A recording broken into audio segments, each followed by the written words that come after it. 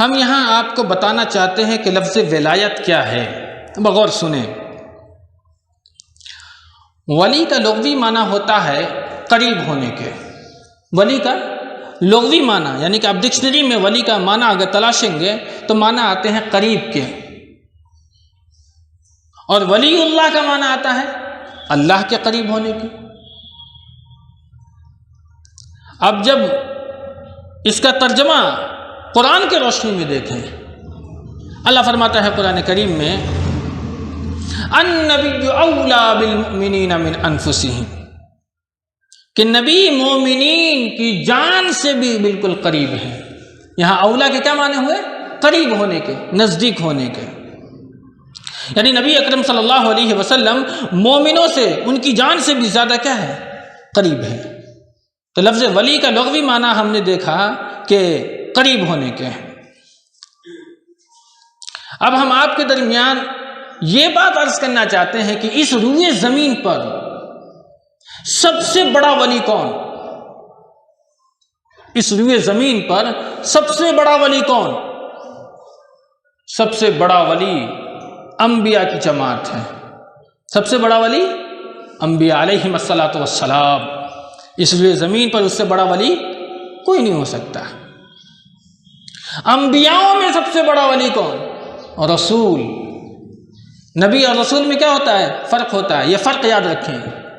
ہم پڑھتے نہیں ہیں، ہم پڑھتے نہیں اسلام کو، صرف سن کر کے عمل کرتے ہیں۔ پڑھنا چاہیے اسلام کو، قریب سے جاننے کی کوشش کریں۔ ہم مارکیٹ سے 2 روپے کی سبزی خریدنے جاتے ہیں، اتنی تحقیق کرتے ہیں کہ نہ جانے ہم پورا سرمایہ اسے دے رہے ہیں، لیکن دین اسلام کو ہمیں ایسے ہی پروس کر کے چلا جاتا ہے اور ہم اسے اٹھا لیتے ہیں۔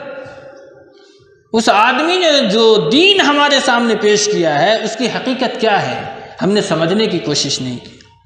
تو میں یہ کہہ رہا تھا کہ دنیا میں سب سے بڑا ولی انبیاء علیہم الصلاۃ والسلام ہے، اور انبیاءوں میں سب سے بڑا ولی رسولوں کی جماعت ہے۔ نبی اور رسول میں فرق ہوتا ہے۔ رسول کو شریعت دی جاتی ہے، یعنی کہ نئی شریعت دی جاتی ہے، اور نبی جو ہوتا ہے وہ اسی شریعت کو فالو کرتے ہیں۔ یہ ہے نبی اور رسول میں سادہ سا فرق۔ تو رسولوں میں سب سے بڑا ولی کون؟ رسولوں میں سب سے بڑا ولی کون ہے؟ تو رسولوں میں سب سے بڑا ولی اولو العزم رسول۔ اولو العزم کتنے رسول ہیں؟ ہم میں سے کتنے لوگوں کو معلوم ہے؟ کتنے اولو العزم رسول ہیں؟ نہیں معلوم؟ 5۔ کتنے رسول ہیں؟ 5۔ تو 5 رسول اولو العزم رسول، یعنی رسولوں میں بھی سب سے بڑا ولی کون ہے؟ وہ اولو العزم پیغمبر ہے، رسول ہیں صلی اللہ علیہ وسلم۔ دلیل اللہ فرماتا ہے سورۃ الشورى شرع لكم من الدين ما وصى به نوحا والذي اوحينا اليك وما وصينا به ابراهيم وموسى وعيسى ان اقيموا الدين ولا تتفرقوا فيه۔ یہ دلیل ہے۔ 4 نبیوں کا ذکر کیا گیا، اور آخری نبی محمد رسول اللہ صلی اللہ علیہ وسلم۔ نوح علیہ السلام 950 سال تک اپنی قوم کو ایک ہی چیز کی دعوت دی، اور وہ تھی دعوت توحید۔ قولوا لا الہ الا اللہ تفلحون، لا الہ الا اللہ کہو کامیاب ہو جاؤ گے۔ آپ پڑھیں قرآن کریم سورہ اعراف، نبیوں کا پورا سلسلہ نسب وہاں ذکر کر دیا گیا ہے۔ وَإِلَىٰ مَدْيَنَ أَخَاهُمْ شُعَيْبًا قَالَ يَا قَوْمِ اعْبُدُوا اللَّهَ مَا لَكُم مِّنْ إِلَٰهٍ غَيْرُهُ وَلَقَدْ أَرْسَلْنَا نُوحًا إِلَىٰ قَوْمِهِ فَقَالَ يَا قَوْمِ اعْبُدُوا اللَّهَ مَا لَكُم مِّنْ إِلَٰهٍ غَيْرُهُ، یعنی کہ تمام نبیوں کی ایک ہی دعوت، اعبدوا اللہ ما لکم من الہ غیرہ، اللہ کی عبادت کرو، اس کے علاوہ کوئی معبود نہیں۔ تو توحید یہ عمل کے قبول ہونے کی ضمانت دیتا ہے۔ عمل چاہے جتنا بھی بڑا کیوں نہ ہو، توحید اس میں نہیں ہے تو آپ کا عمل رائے گا۔ توحید نہیں تو عمل رائے گا۔ شرک بہت ہی بری شے ہے، اس سے انسان کو بچنا چاہیے۔ ابراہیم علیہ السلام اسی شرک کے دروازے کو بند کرنے کے لیے آگ میں کودنا گوارا کر لیا تھا، لیکن شرک کی تائید اور توثیق نہیں کی، شرک کے خلاف اکیلے بغاوت کی۔ یعنی کہ توحید کے پرچم کو لہرانے کے لیے اکیلے کھڑے ہوئے تھے. یہی تو غلطی تھی جس کی دنیا پر مکہ کی گلیوں میں گھسیٹا گیا. لیکن توحید کی ایسی چاشنی تھی کہ گھسیٹ جانا گوارا کر لیا, لیکن کڑوی دوا کے اس راستے سے ہٹنا گوارا نہیں کر لیا. حضرت بلال رضی اللہ عنہ, کہنے کا مطلب یہ ہے مکہ کی گلیوں میں گھسیٹا جاتا ہے. سب سے بڑا ولی انبیاءوں کی جماعت, انبیاء کی غلطی تو تھی رسول, انہوں نے اللہ کے ایک ہونے سے تسلیم کیا, اولو العزم رسول, اور اولو العزم میں سب سے بڑا ولی محمد رسول اللہ صلی اللہ علیہ وسلم کی ذات گرامی ہے, جو اللہ رب العالمین کے سب سے زیادہ قریب تھے, محمد صلی اللہ علیہ وسلم. اللہ کے رسول صلی اللہ علیہ وسلم وہ نبی ہیں جنہیں اللہ رب العالمین نے اولاد آدم کا سردار بنایا قیامت کے دن. محمد رسول اللہ صلی اللہ علیہ وسلم وہ نبی ہے جنہیں قیامت کے دن سب سے پہلے شفاعت کا اذن ملے گا. محمد رسول اللہ صلی اللہ علیہ وسلم وہ نبی ہیں جو سب سے پہلے قبر سے اٹھائے جائیں گے. نبی صلی اللہ علیہ وسلم وہ نبی ہیں جنہیں قیامت کے دن ولائے حمد دیا گیا, یعنی کہ حمد کا جھنڈا دیا گیا ہے. نبی صلی اللہ علیہ وسلم وہ نبی ہیں جنہیں یعنی تمام نبیوں کو اللہ نے ایک ایسی دعا دی کہ جو دعا تم کرو گے میں قبول کر لوں گا. تمام نبیوں نے اس دعا کو یہی استعمال کر لیا, لیکن میرے نبی نے اپنی امت کے لیے اس دعا کو قیامت کے دن کے لیے رکھا ہے, جو مقام محمود پر سجدہ ریز ہو کر کے اللہ کے رسول اپنی امت کے لیے دعا مانگیں گے. تو محمد رسول اللہ صلی اللہ علیہ وسلم اس لیے زمین کے سب سے بڑے ولی ہیں. اور اس کے بعد آپ سلسلہ بنائیں, اس کے بعد کون ولی؟ صحابہ کی جماعت, تابعین کی جماعت, تبع تابعین کی جماعت. یہ میں نہیں کہتا, یہ خود نبی پاک صلی اللہ علیہ وسلم فرماتے ہیں. بخاری کی روایت ہے, عبداللہ ابن مسعود فرماتے ہیں کہ خیر الناس قرنی ثم الذین یلونہم ثم الذین یلونہم, کہ سب سے بہترین زمانہ میرا. تو معلوم یہ ہوا کہ سب سے بڑے ولی اللہ کے رسول کے زمانے میں, یعنی نبی اور صحابہ کا زمانہ. ثم الذین یلونہم, اس کے بعد تابعین کا زمانہ, یعنی کہ سب سے بڑے ولی تابعین. ثم الذین یلونہم, اس کے بعد سب سے بڑے ولی کون؟ تبع تابعین. یہ کون کہہ رہا ہے؟ میں نہیں, محمد رسول اللہ صلی اللہ علیہ وسلم فرماتے. یہ خود اللہ کے نبی نے سرٹیفکیٹ دیا ہے کہ ولی یہ لوگ ہیں. اور ولی کے معنی قربت کے ہیں, قریب ہونے کے ہیں. یہ میں نے آپ کو گفتگو میں پہلے ہی بتلایا ہے. ولی اللہ کا معنی وہ آدمی جو اللہ کے سب سے زیادہ قریب ہوتا ہے. اب ولی کون ہے, ولی بنتا کیسا ہے, ولی کا مقام کیا ہے, اس کی بھی وضاحت اللہ کے رسول نے کی ہے. ہم اپنی زبان سے کچھ نہیں کہتے, ہم جو کہیں گے محمد رسول اللہ صلی اللہ علیہ وسلم کی بات کہیں گے. میں ایک یہی آخری حدیث بیان کر کے اپنی بات ختم کر دوں گا. حدیث کی روشنی میں ولی کا مقام کیا ہے. لوگوں کا اعتراض ہے, لوگ ہمیں پوچھتے ہیں, ہمیں ہمیشہ یہ کہا جاتا ہے کہ یہ جماعت گستاخ اولیاء ہے. ہم آپ کو بتلانا چاہتے ہیں کہ ہم نے ولیوں کی کبھی گستاخی نہیں کی. اللہ کے رسول صلی اللہ علیہ وسلم نے فرمایا ہے, من عاد لی ولیا فقد آذنتہ للحرب. بخاری کی روایت ہے کہ جو میرے ولی سے دشمنی رکھتا ہے اللہ کا اس کے لیے اعلان جنگ ہے. جو میرے ولی سے دشمنی رکھتا ہے, من عاد لی ولیا فقد آذنتہ للحرب. یہ اللہ کے رسول صلی اللہ علیہ وسلم نے ارشاد فرمایا ہے کہ سب سے بڑا ولی وہ ہے, یہ ولی سے دشمنی رکھنے والا اللہ اور اس کے رسول اس سے جنگ کرتا ہے. اب ہم تو یہ لوگوں کو کہتے پھر رہے ہیں کہ ہمارا منہج سلف ہے, یعنی ہم اللہ اور اس کے رسول صلی اللہ علیہ وسلم کے بتائے ہوئے احکامات پر عمل کرنے والے لوگ ہیں.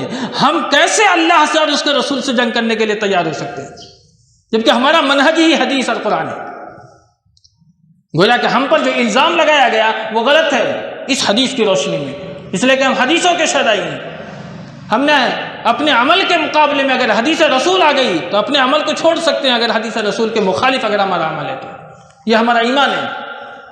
اور جب اللہ کے رسول صلی اللہ علیہ وسلم نے فرما دیا ہے کہ یہ اللہ فرماتا ہے, یہ حدیث قدسی ہے, یہ حدیث قدسی ہے, یہ بھی ایک جانکاری حاصل کریں. سند اگر صحابہ پر ختم ہو جائے تو یہ حدیث موقوف کہلاتی ہے. سند اگر نبی پر ختم ہو تو یہ حدیث مرفوع کہلاتا ہے.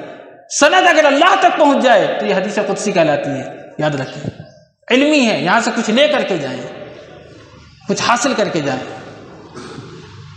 حدیث قدسی سند اگر صحابہ پر آ کر ختم ہو جاتی ہے تو یہ حدیث موقوف کہلاتی ہے. سند اگر محمد رسول اللہ صلی اللہ علیہ وسلم پر جا کر ختم ہوتی ہے تو وہ حدیث مرفوع کہلاتی ہے. اور سند محمد رسول اللہ صلی اللہ علیہ وسلم سے یہ کہے کہ اللہ فرماتا ہے، یعنی کہ سند اللہ تک چلی جائے تو وہ حدیث قدسی کہلاتی ہے. اور یہ حدیث قدسی ہے جو میں آپ کے درمیان پیش کر رہا ہوں. حضرت ابو ہریرہ فرماتے ہیں کہ اللہ کے رسول صلی اللہ علیہ وسلم نے فرمایا کہ اللہ فرماتا ہے، کیا فرماتا ہے؟ من عاد لی ولیا فقد آذنتہ للحرب، کہ جو میرے ولی کا دشمن ہے اللہ کا اس کے لیے اعلان جنگ ہے. اللہ کا اعلان جنگ. ہم ایسی گستاخی کیسے کہہ سکتے ہیں اللہ سے لڑنے کے لیے؟ کون ہے جو اس دنیا میں اللہ سے لڑے؟ تو ولی کا مقام اللہ کے نزدیک یہ ہے. اب سوال پیدا ہوتا ہے کہ ولی بنتا کیسے؟ ولی کیسے بنتا ہے؟ ہر کوئی ولی، جس کو دیکھو ولی. اللہ کے رسول صلی اللہ علیہ وسلم نے نشاندہی فرمائی ہے کہ اللہ نشاندہی فرماتا ہے کہ ولی کیسے بنتا ہے. حدیث کے اندر یہ ہے وَمَا تَقَرَّبَ إِلَيَّ عَبْدِي بِشَيْءٍ أَحَبَّ إِلَيَّ مِمَّا افْتَرَضْتُ عَلَيْهِ. ترجمہ یہ ہے اس کا کہ میرے بندے کا میرے عائد کردہ فرائض کے ذریعے سے میرا تقرب حاصل کرنا، یہ پہلا اسٹیپ ہے، یہ ایک حد ہے. ولایت کے گھر میں داخل ہونا. ولایت کے گھر میں داخل ہونے کے لیے کیا کرنا پڑے گا آپ کو؟ اللہ نے جو احکام آپ پر فرض کیا ہے اس کی پابندی کرنی ہوگی. اللہ نے کیا احکام فرض کیا؟ نماز پڑھنا ہے، رمضان کے فرض روزے رکھنا ہے. اللہ نے صاحب مال بنایا ہے تو زکوٰۃ کی ادائیگی کرنی ہے. اللہ نے وسعت دی ہے، استطاعت دی ہے تو بیت اللہ کا حج کرنا ہے. اور اگر آپ نماز نہیں پڑھتے اللہ کے ولی نہیں ہیں، روزہ نہیں رکھتے اللہ کے ولی نہیں ہیں، زکوٰۃ نہیں دیتے اللہ کے ولی نہیں ہیں، استطاعت ہونے کے باوجود بھی بیت اللہ کا حج نہیں کرتے، آپ اللہ کے ولی نہیں ہو سکتے. اس لیے کہ یہ حد اللہ نے متعین فرمائی ہے. مما افترضت علیہ، جو احکام ہم نے تمہارے اوپر میں فرض کیا ہے اس احکام کی پابندی کرو گے تب تم ولایت کے گھر میں داخل ہوگے، تب تم ولی کے دروازے میں داخل ہوگے. آج ہم دیکھیں حرام و حلال کی تمیز نہیں، رشوت کھاتے پھر رہے ہیں، بدعت ان کا شیوا بن چکا ہے. وہ ولی کیسے ہو سکتا ہے جو حرام و حلال کی تمیز نہیں کر سکتا، جو فرض نماز نہیں پڑھ سکتا ہے، جو روزہ نہیں رکھ سکتا ہے؟ وہ اللہ کا ولی کیسے ہو سکتا ہے؟ ایک دائرہ بنایا اللہ رب العالمین نے. اب جب انسان اللہ کے احکام جو فرض کیے گئے ہیں اس پر پابند ہو گیا تو وہ ولی کے دروازے میں داخل ہو گیا. اب دوسرا اسٹیپ آتا ہے. کیا آتا ہے؟ کہ اس کے بعد میرا بندہ نوافل کے قریب جاتا ہے. فرائض کی ادائیگی کے ساتھ آپ تو دروازے میں داخل ہو گئے، آپ اس کے قریب جاتے جائیں. اب انسان فرض نماز کے ساتھ ساتھ نوافل کا بھی اہتمام کرتا ہے، فرض روزے کے ساتھ ساتھ نفلی روزہ رکھنے کا بھی اہتمام کرتا ہے، اسی طریقہ سے زکوٰۃ دینے کے ساتھ ساتھ نفلی صدقہ و خیرات بھی کرتا ہے. اسی کے ساتھ اگر اللہ نے استطاعت دی حج کیا ہے اس کے بعد جا کر کے عمرے کی بھی ادائیگی کرتا ہے.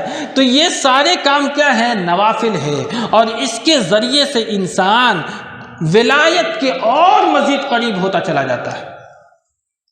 اور آپ اس طریقے سے حد پار کرتے چلے جائیں گے. اس کے بعد ایک دائرہ آتا حتی احبہ، اس کے بعد اللہ فرمائے گا کہ میں اس سے محبت کرتا ہوں، میں اس سے محبت کرتا ہوں. اس کے بعد حدیث کے جو اس ٹکڑے پر لوگوں نے اپنی اپنی رائے رکھی ہے اس ہے کہ اللہ کے رسول صلی اللہ علیہ وسلم نے فرمایا ہے کہ اللہ فرماتا ہے کہ میں اس کا کان بن جاتا ہوں جس سے وہ سنتا ہے، میں اس کی آنکھ بن جاتا ہوں جس سے وہ دیکھتا ہے، میں اس کا ہاتھ بن جاتا ہوں جس سے وہ پکڑتا ہے، میں اس کا پاؤں بن جاتا ہوں جس سے وہ چلتا ہے.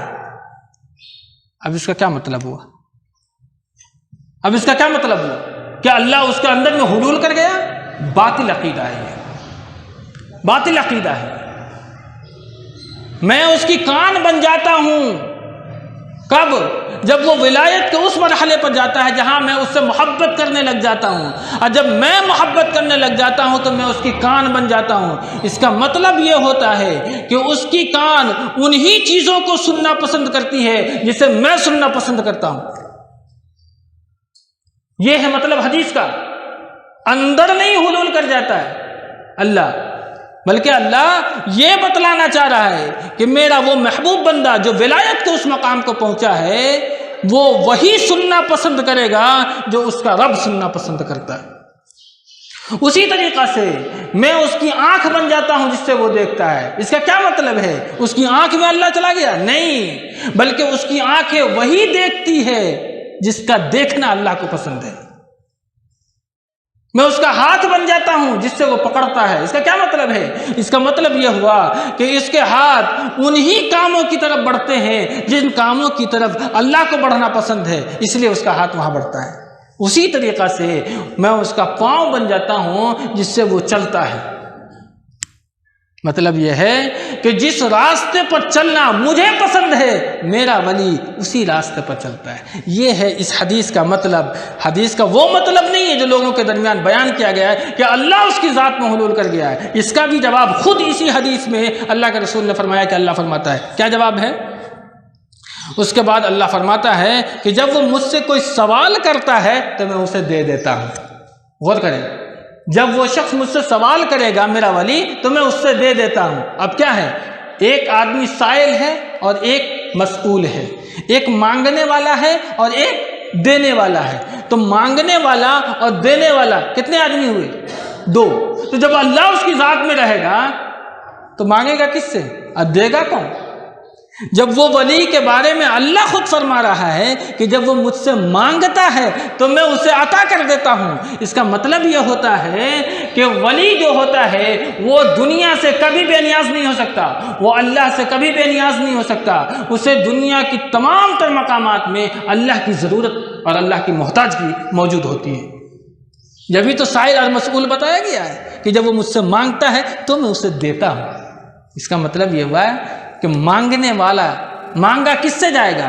رب العالمین سے مانگا جائے، وہی دینے والا ہے، وہی عطا کرنے والا ہے۔ اس کے بعد حدیث کا ایک ٹکڑا ہے کہ وہ مجھ سے پناہ چاہتا ہے تو میں اس کو اپنی پناہ میں دے دیتا ہوں۔ اب بتائیے، ولایت کے قریب ہونے کے بعد بھی اسے اللہ کی پناہ کی ضرورت ہے۔ اگر اللہ چاہے تو اس کو پناہ نہیں دے سکتا، وہاں پر بھی اللہ کی پناہ کی ضرورت ہے۔ اس دنیا میں نے ابھی آپ کو حدیث پڑھ کے بتلائی کہ سب سے بڑا ولی محمد رسول اللہ صلی اللہ علیہ وسلم اور ان کے ساتھی صحابہ کرام رضی اللہ عنہم اجمعین۔ براء بن مالک رضی اللہ تعالیٰ عنہ ایک صحابی ہیں، جنگ کے میدان میں کبھی بھی مسلمانوں کی اگر ہار ہونی ہوتی تھی، امام ابن تیمیہ کہتے ہیں کہ صحابہ کہتے تھے اے براء بن مالک اللہ کو قسم دو، یعنی کہ براء بن مالک رضی اللہ تعالیٰ عنہ اللہ کو قسم دے کر کے جو بھی شے کہتے تھے اللہ اسے پورا کر دیتا تھا۔ تو براء بن مالک رضی اللہ تعالیٰ عنہ قسم کھاتے تھے تو اللہ رب العالمین وہ جنگ جتا دیتا تھا مسلمانوں کو۔ یہ مطلب ہوتا ہے ولایت کا۔ ولایت کا یہ مطلب نہیں ہے کہ بذات خود وہ جو چاہے کر سکتا ہے، نہیں، بلکہ وہ جو چاہے نہیں کر سکتا ہے جب تک کہ اللہ رب العالمین کا اذن شامل نہ ہو جائے۔ تو ولایت کے یہ چند چیزیں تھیں جو میں نے آپ کے درمیان رکھی ہیں۔ باتیں تو بڑی طویل ہو سکتی ہیں، ایک اولیاء اللہ بھی ہوتا ہے، ایک اولیاء شیطان بھی ہوتا ہے، دو ولی ہوتے ہیں، ایک اللہ کا ولی، ایک شیطان کا ولی۔ اب اس کی تفصیل میں جانے کی گنجائش موجود نہیں ہے، یہ دونوں خود اللہ فرماتا ہے۔ تو میں نے جو آیت کریمہ تلاوت کی تھی اس کا ترجمہ کر کے اپنی بات ختم کرتا ہوں۔ الا ان اولیاء اللہ لا خوف علیہم ولا هم يحزنون۔ اللہ کے ولی وہ ہوتے ہیں جو نہ خوف زدہ ہوتے ہیں نہ غم زدہ ہوتے ہیں۔ الذین آمنوا وکانوا یتقون، اور وہ لوگ جو اللہ پر ایمان لاتے ہیں اور تقوی کی روش کو اختیار کرتے ہیں، دراصل یہی وہ لوگ ہیں جو حقیقت میں اللہ کے ولی ہیں۔ اللہ رب العالمین سے دعا کرتے ہیں کہ اللہ رب العالمین ہمیں، آپ کو اور جو لوگ بھی یہاں موجود ہیں ان کو کہنے سے زیادہ، سننے سے زیادہ عمل کی توفیق بخشے۔ آمین۔ وآخر دعوانا ان الحمدللہ رب العالمین، والسلام علیکم ورحمۃ اللہ وبرکاتہ۔